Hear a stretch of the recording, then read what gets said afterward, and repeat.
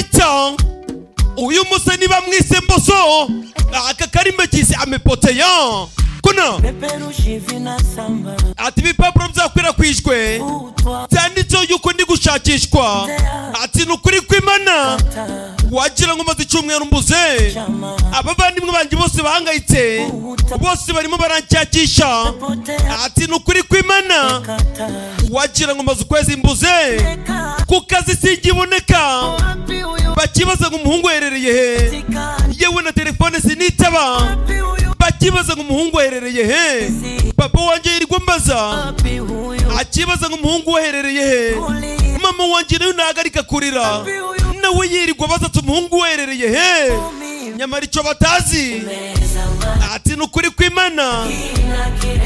njyewe nararuhamye nohamira mu nyanja y'urukundo kumbe ikigo gikikubise yo zirara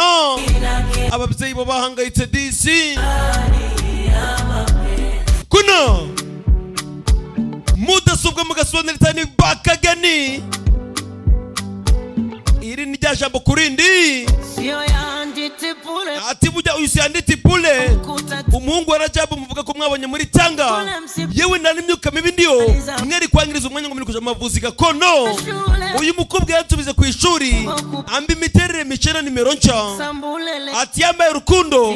rufite vitamini na proteine ati papa atubuje ryoshe singi sukali ahubwo nikatangaline wongereye mindimu atafite ubuje kina ni mubi cyane afite ubuje diripura ubundi agatsinda igitego ati ku kazi singiboneka bakibaza ngo umuhungu herereye he yewe na telefone sinitaba bakibaza ngo umuhungu herereye he papa wanje yirirwa mbaza akibaza ngo umuhungu herereye he mama wanje nayo nagarika kurira nawe yirirwa baza ati umuhungu ari he nyamara icyo batazi njyewe nararuhamye nohamira mu nyanja y'urukundo kuna